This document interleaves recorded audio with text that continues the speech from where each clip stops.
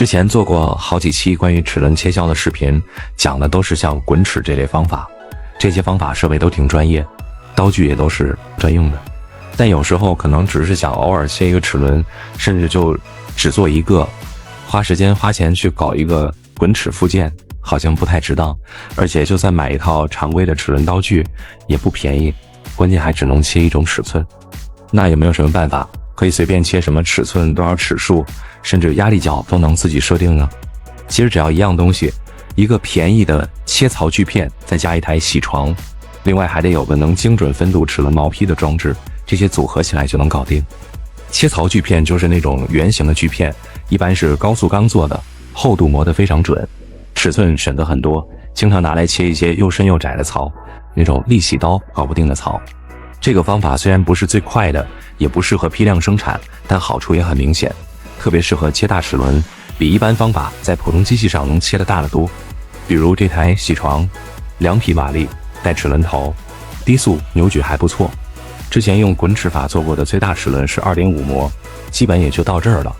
这次想切一个4模的齿轮，大不少。给你对比一下，这是一个常见的车床交换齿轮，齿是1.5模。再看这个4模齿轮，光齿的尺寸就是它2倍还多。更要命的是，每个齿之间要切掉的金属面积是原来的7倍多，齿轮厚度也按比例增加，总体积大概是原来的25倍。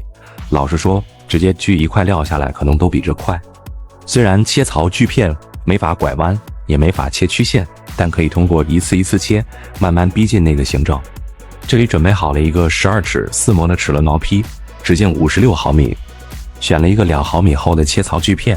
锯片越薄切得越快，因为去掉的金属少，但太薄了容易弯，切的缝会偏，太厚又切不到齿根。通常厚度选模数的1半左右就挺好。先在每个齿中间向齿根缘方向切一个径向的缝，这些缝后面会被另外2刀切掉，但可以当个视觉参考。用记号笔把它画出来，也把齿根缘和分度缘画上。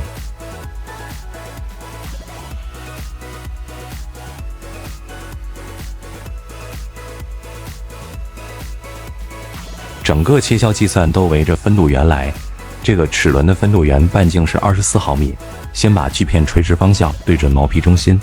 靠一下毛坯侧面，再往里推一张纸的厚度，然后把这个位置设为0，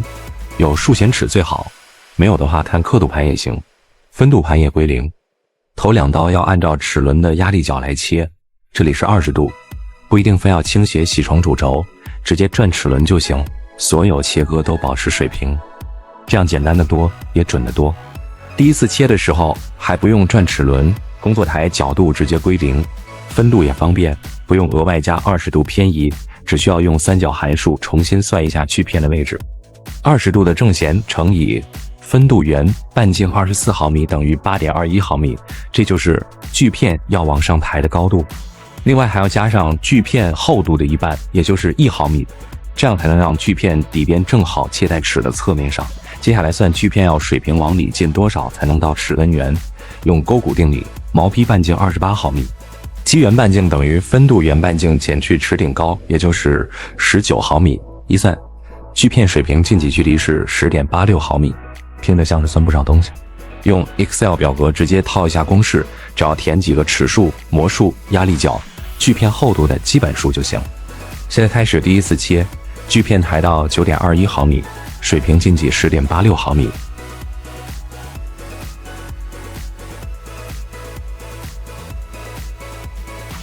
之后每转30度切一个齿，这样一圈切完。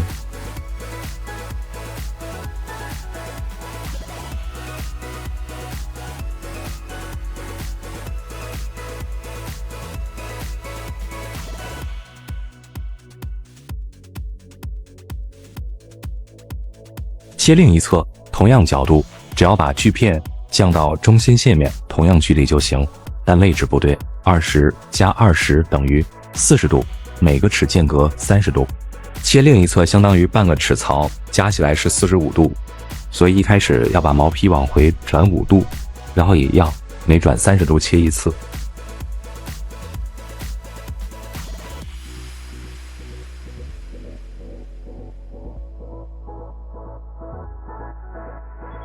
每齿只切2刀之后，就已经有一个看起来像卡通齿轮的东西了。如果这个齿轮有130多个齿，这2刀基本就够了。但现在只有12齿，齿廓比较圆润，需要更多刀来逼近形状。接下来把齿轮从起始位置逆时针转半个齿的角度，同时把锯片沿着一条跟垂直线呈20度角的直线移动半个齿槽的距离。这其实是在模仿滚齿刀的动作，用指边一刀一刀连续切出曲线，可以沿着这条线任意取一个切的位置，然后每次转一个齿距重复切。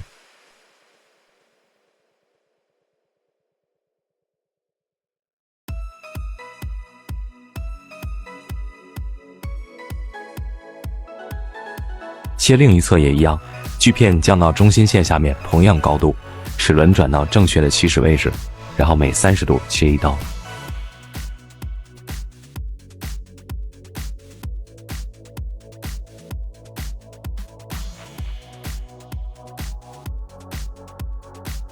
再重复一遍，这次从7.5度开始，也就是1/4个齿槽，其实可以无限细分下去。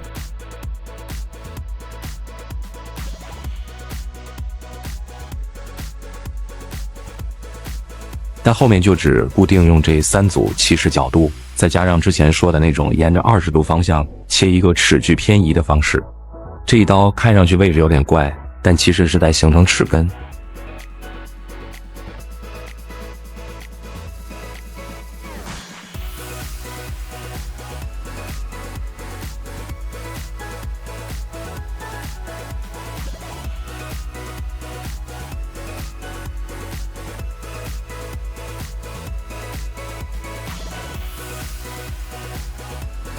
现在齿形已经很接近了，但齿根那里因为锯片是直角的，还有点毛糙。